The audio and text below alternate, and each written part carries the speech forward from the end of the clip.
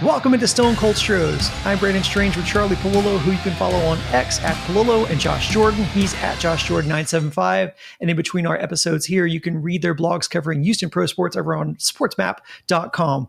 On today's episode, no Paredes, no problem as the Astros continue to set the pace in the division. We'll dig into how Houston has continued their winning ways with such a thin roster. And we teased it in our last episode, but we'll try to get into the heads of the Astros front office to predict what we may see in the way of trade ahead of the deadline. Before that, if you want to show support for this channel, it's really easy. Just hit like right now on this video. That's first. Second, subscribe to the channel if you haven't. Third, just as important, click the bell for notifications so you know when new content drops. And if you'd prefer to listen to your podcast and hear fewer ads, we're on all your favorite podcast apps. Just search Stone Cold Stros. And just for our subscribers who regularly view and continue to comment and support us, we really appreciate it. Charlie, Josh, welcome in. In a weekend headlined by several sweeps across the AL, Houston joins in the action in dramatic fashion to continue their winning ways. Unfortunately, along the way, lose another player to the IL. This time, rookie Jacob Melton headed to the 10-day with the sprained ankle. But in spite of this continued wave of injuries, Houston finds themselves in a season-high 11 games over 500. They continue to keep fellow series sweepers Seattle and Texas at arm's length. It hasn't been easy, but Houston keeps finding ways to win, seemingly a new hero each night. However, there are some regular faces that keep putting themselves in the middle of the critical moments. Charlie, as we lead off with you, what are your takeaways from this recent run that has allowed Houston to do so much with, on paper, so little? Well, coming off the sweep of Minnesota, it's 15 out of 20. The Astros were 26-25 when we were gathered 3.5 weeks ago. 15-5 since. Soft-ish schedule, but take advantage of it, right? If you're in a horse race and there are a bunch of donkeys in there, go to the whip, pull away. And winning 75% of your games over a 3-week period, job well done, shorthanded and all that. 1-2, Fromber, Hunter, Valdez, Brown. That is the base of what has the Astros starting the week, 4.5 games in front.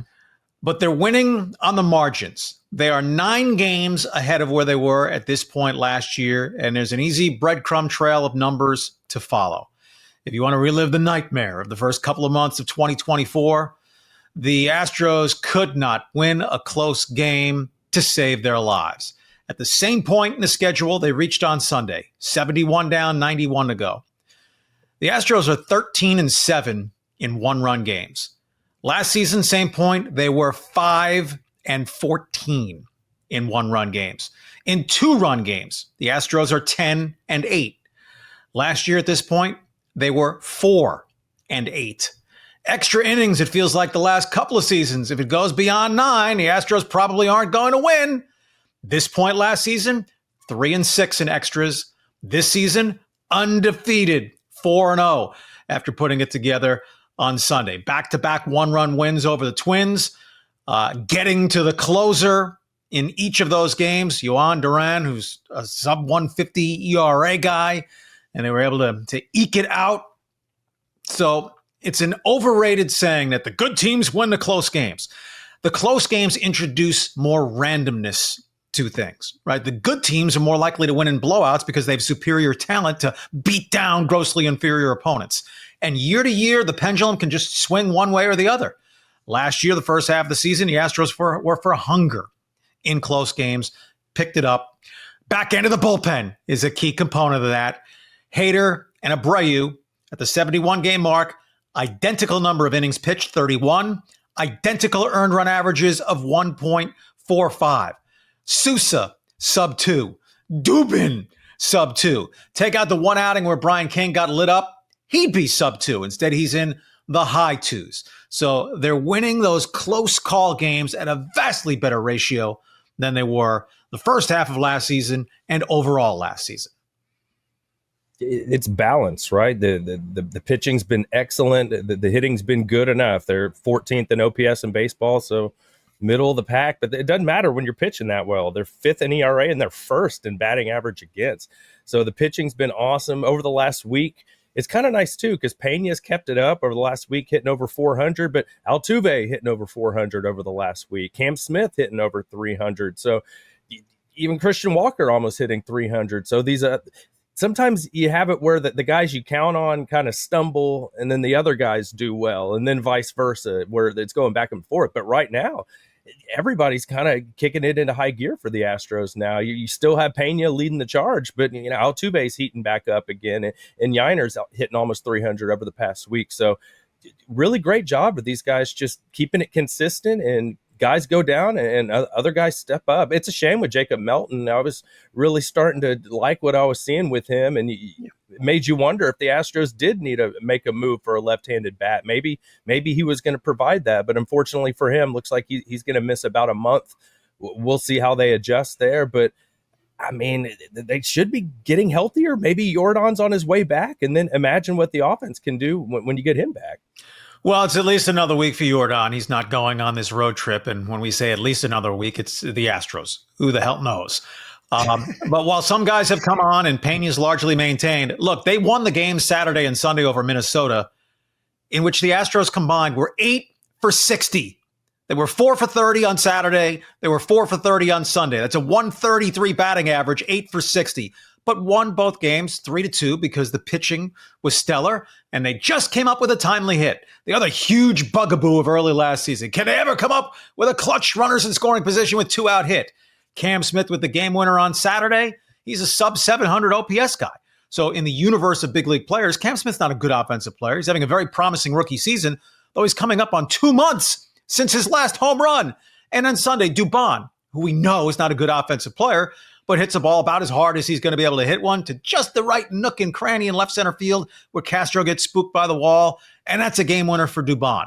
So pulling out just enough to win. The Astros have made a habit of that, and also establishing that they're better than the mediocre field, basically, that is the American League. That's why this week 4 at Sacramento, then 3 at the Angels, who drifted back to earth over the weekend after their mini surge. The next homestand is going to be a lot of fun because the National League is where the preponderance of very good teams are, and 2 of them will be at Dyken Park next week, the Phillies and then the Cubs. One of them just got better. We may touch on that later. Charlie, you mentioned the randomness of close games, but what's not been random is who has been right in the middle and who was right in the middle of both walk-off wins in the Twin Series. Jake Myers. I'm not sure you can quantify how valuable Myers has been to this team. And then Jeremy Pena, a walk and a stolen base in the 9th inning of the finale. Cam Smith getting the first ever walk-off, not just in the bigs, but his career. We talk about, the new hero every night, Cam Smith. You touched on Dubon's emotional walk-off on his first Father's Day as a father. So what a moment. Charlie, a few seasons ago, because this kind of gets me thinking about the way that they're going here. A few seasons ago, a team like the White Sox were thought to be this ascendant team with a core of good young players, only for them to quickly implode into a historically bad team. The Rangers won a World Series 2 seasons ago, only to miss the playoffs the following season, and have struggled for most of this year, battling like heck just to get back to 500 as we record this. The Orioles, who some called the next Astros franchise, were very good across a few seasons, only to become a cellar dweller this year. We use abstract words like culture when we talk about sustained success from teams. But is the resiliency on display from Houston right now tangible evidence of a winning culture? Hard to dispute. Again, very difficult to quantify specifically what culture is. I will start with top tier talent. That's, intangibles only matter if they're in support of tangibles. And we're getting nearer to the all-star team selections. 32 players make it in each league. So 15 teams in the American League, 32 players. That's just over 2 players on average if all teams were created equal. Obviously, they are not. But the Astros have an argument to have 1/3 of the American League pitching staff, right? If they take 12 pitchers, Hunter Brown's near a lock, Framber Valdez is charging hard, Josh Hader's near a lock, and Brian Abreu has the same stats as Hader. And then on the offensive side, you have Isaac Paredes, who, depending on how much time he misses, is a candidate to be a third baseman on the All-Star team. So that'd be 5 representatives from the Astros right there. No, Jake Myers does not belong on the All-Star team, but most improved player on the Astros roster. He's been a very good major league outfielder to this point in the season. And given what else they've gotten in the outfield production, I'm not going to say it's been a lifesaver, but it's sure been a life booster. For me, all we hear about is how terrible the Astros farm system is. And then Colton Gordon comes in, and then you see what Augusto's done this year. Brandon Walter. It's unbelievable what they do with these guys they pull up from Sugarland. They don't miss a beat. It's really incredible that every year we seem to undersell the Astros farm system, and these guys are coming up and helping you win ball games. And that great bullpen's not so great if you don't have a starting pitcher getting you to the 5th, 6th, 7th inning with the chance to win the ball game. So just tip of the cap to those guys. It's been really unbelievable. And even Jacob Melton, I mentioned earlier, before he got hurt, he was starting to look like maybe he can give you something. So who knows? Maybe there's some other things up Dana Brown's sleeve that we might see as this season goes along. On the pitching side, they've really spun gold out of straw time and time again. Position players, so we'll see on Melton. Maybe they reach a point where you just say enough, Brendan Rodgers, and give Bryce Matthews a try, whose OPS is pushing 900 now at AAA, still striking out way too much, and they're going to want him to make better contact probably before summoning him. But if they're comfortable with enough of him as a defensive option at second base, because Rodgers gives you nothing, right? He's solid defensively, but he's not better than Dubon. So if you're thinking Matthews can upgrade you on the hitting side of that position, maybe he doesn't wait to be one of their couple of September call-ups. Yeah, and Josh, that's what spawned the idea. It was this much maligned farm system that we've talked and heard about. To Charlie's point, it is mostly around the pitching that they continue to produce and continue to send up guys who just continue to get the job done at the back of the lineup. But that combined with the significant roster turnover that we've seen over the past several seasons, and yet they just keep on winning. And a piece of that we can't overlook is the manager. And it's interesting to see how divisive or polarizing Joe Espada is for some Astros fans. And certainly we've had our fair share of mild criticisms for some of his moves. But I think it's hard to look at this lineup that he's being forced to run out there and expect the results they're getting.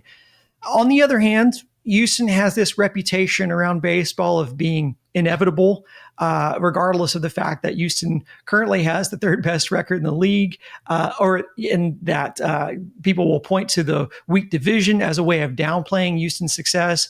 That in mind, what kind of case do you guys think Joe Espada has 71 games into the season for Manager of the Year in AL? In terms of the polarizing, it just means he's a big league manager, right? Dusty Baker. We can go back to Phil Garner, Jimmy Williams, Larry Dierker. Anyone who manages is going to have his advocates and his criticizers. When you look at the American League, who else would be the candidates? Right? The Yankees won the pennant. Yeah, they lost Garrett Cole and Juan Soto, but Soto they retooled and had money to work with. But they won the pennant and were thought to be the best team in the American League coming into this season. I think A.J. Hinch is probably the chief competition at this point, right? The Tigers eked into the playoffs, but I don't think anyone projected them to be a 102, 103 win team, which they are on pace for as we across the midway point in June. And yes, the American League West is weak, right? It's the only division where there's only one team with a winning record. But it is the Astros. No one else has taken advantage of it. So other than Hinch, I mean, maybe Kevin Cash with the Rays, but they were 500-ish last year, and it's not like they're on pace to win 95 games this year. So sure, a spot is in the hunt.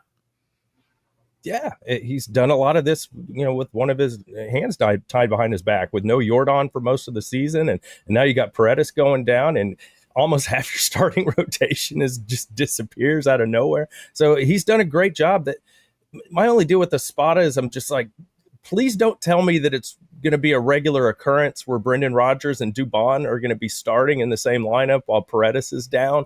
That's the first thing he went to in the first game without Paredes, which is fine. Every now and then that's okay when you want to play your best defense, when your ground ball pitchers are out there. Cool, I get it. But I don't think that can be a regular thing. And it's really, Dubon doesn't bother me that much. It's just Brendan Rodgers is just, he's just looked so bad this year.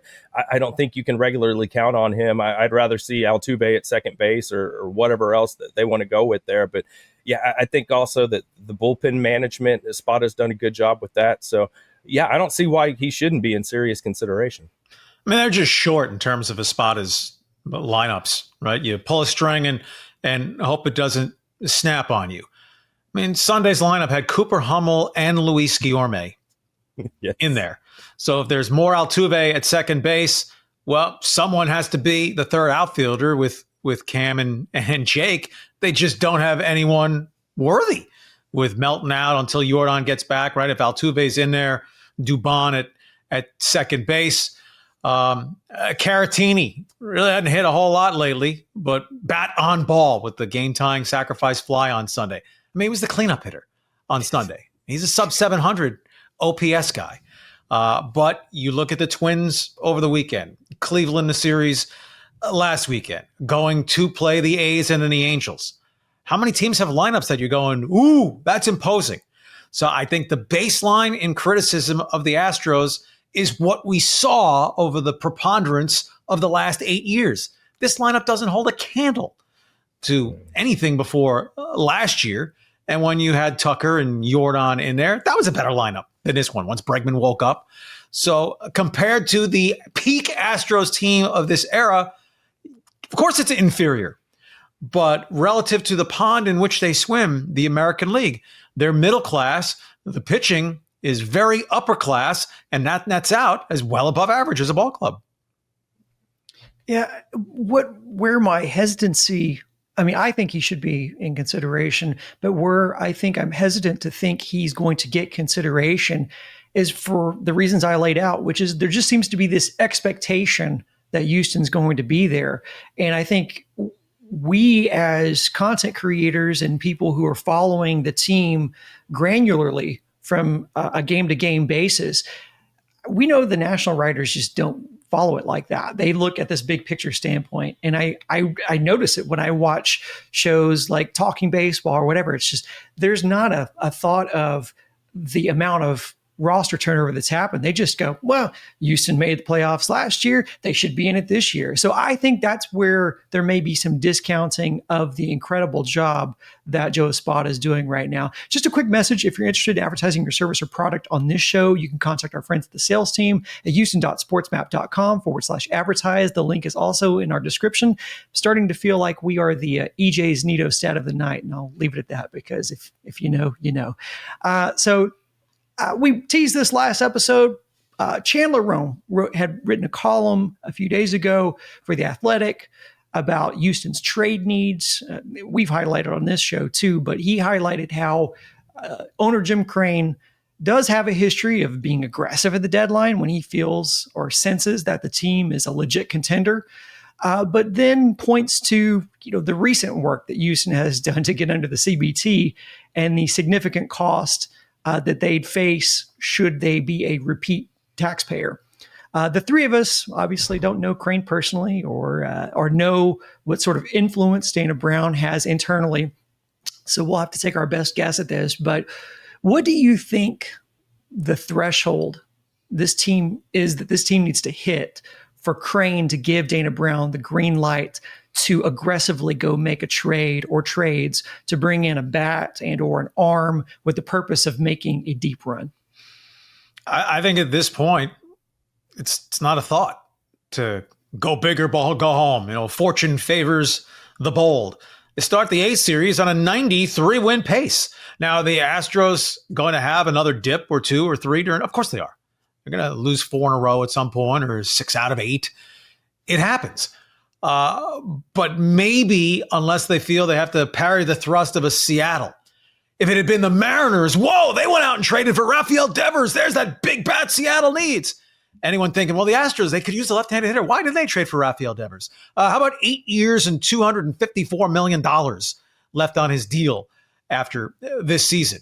But Seattle didn't make a move, right? If the Texas Rangers make a bold move or two, maybe you're thinking, all right, you moved your pawn to that spot. Now it's time for us to make our move.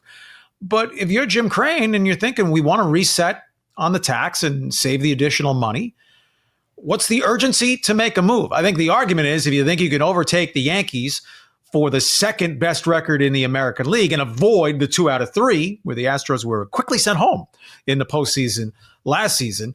But is that enough to say, okay, we're going to pay a tax, a more punitive tax, and be set up for a 3-time repeater tax if they're in the same payroll territory next season? It almost makes me wonder, like, would Jim Crane be like, why do we need to make a move? We're doing so great as we are. Why do we want to deal away from our deplenished farm system? And why would we do that? And why pay all that extra money? And so part of me is telling me that. And the other thing is health, right? Is Arrighetti going to come back at the end of July and be good to go? Is Luis Garcia actually going to show up in August? I think that's a big part of it. Will Jacob Melton be ready to go in 4 weeks? And can he actually show that he belongs in the big leagues? I think we don't know a lot of that stuff right now, but we talked about this before, Brandon, with Fromber, right? Like, this is probably the last time you're going to have Fromber to go along with Hunter Brown and make a run. So maybe this is the year to push your chips in, because I don't think any of us expect Fromber to be back with the club next year.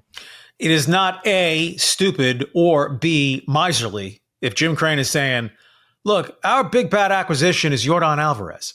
Remember, he sucked while here the first 6 weeks of the season, and it turned out he was playing with a broken hand, frankly. And then it took him a month after that to diagnose it was actually a broken hand after he went to the injured list. But if you add Yordan, you're thinking, there's our balance. Oh, by the way, there's our best offensive player. That's the trade acquisition. Now, might you look to add a Kikuchi-type starter? One more arm for the bullpen to strengthen a strength. But a big-ticket salary acquisition, I don't see it. But if the Orioles put Ryan O'Hearn on the market, he makes total sense for the Astros. He's a pending free agent, left-handed hitter who can play some first base. If Christian Walker, you're thinking you want to siphon some at-bats away from there. And he can also give you some right field at-bats against right-handed pitching days. You want to sit Cam Smith or play him in left if left field doesn't resolve itself, because Altuve is going to play a little bit more second base. But Jim Crane can quite arguably say, we're in a position of strength. The onus is not on us in the American League West to make moves. Yeah, and it is tough, because you could look at, you talked about Yordan being a big bat acquisition, and perhaps even Christian Walker turning around could be a big bat acquisition for you. I wouldn't count on that, just given the momentum so far. But Charlie, you're not a believer in momentum, because you said it only carries to the next game. I just wonder, looking at where they're at right now, do you think they prioritize either a pitcher, like a starting pitcher, to bolster the rotation? Because we don't know how far. I don't even know they know how close Garcia is to coming back. So do you think it is a pitcher that they would prioritize, because they do prioritize pitching and defense on this team? Or do you think it's a bat? Or do you think Dana Brown's going to operate from a best available standpoint as far as a trade target goes? I mean, for me, just going by what Dana says, we're always in the market for pitching. He says that all the time. So, what if some of these guys that have come up from Sugar Land start to get knocked around a little bit? That could happen as the league kind of catches up with them and scouting reports get updated. I don't expect that to happen, but it's certainly a possibility. So just based off of Dana Brown's history, I would lean toward pitching. And they're very limited if they hope to make a move and stay below the first CBT number. On the big league roster, there really aren't contracts to move. Dubon makes $5 million. He's probably not worth $5 million, but he has value specific to this team, and he's more positionally versatile than if Brendan Rodgers is the guy who's kept around. So, they're going to look to thread that needle. I don't think they feel any pressure to make a move. This time last year, they were 10 games out. This time right now, they're 4.5 games to the good. Hey, Seattle, cheapos, you going to do something or are you going to sit behind the Astros? We talked last week how the Mariners schedule, the Rangers schedule is actually pretty soft over the next couple of weeks. Seattle kind of in the middle. I mean, look, the Astros could slump, go back on the road and revert to their earlier season, and then it's a tough homestand after that. But the flip side of the coin is the Astros could stretch this out to 7-8 games near the All-Star break. And the last series before the All-Star break, they play the Rangers. The first series after the All-Star break, they play the Mariners. They win both those series. And the Astros, while not lapping the field, could find themselves a very healthy distance in front. Because forget the Angels and, of course, the Athletics. Yeah, I'm really excited about where this team could be at the All-Star break, looking at tentative returns from Yordan and then eventually Arrighetti. So, and maybe Garcia. I wouldn't hold my breath, but we'll see. One last reminder, if you're watching on YouTube, be sure to click like on the video. And if you listen on podcast on apps like Apple or Spotify, please give us a 5-star rating while you're here. Our next scheduled episode drops Thursday. Make sure you subscribe to this channel because we also drop emergency episodes as big news breaks. So make sure those notifications are on. For Charlie and Josh, I'm Brandon saying so long. Thanks for listening. Get your pet spayed or neutered. And until next time, go Stros.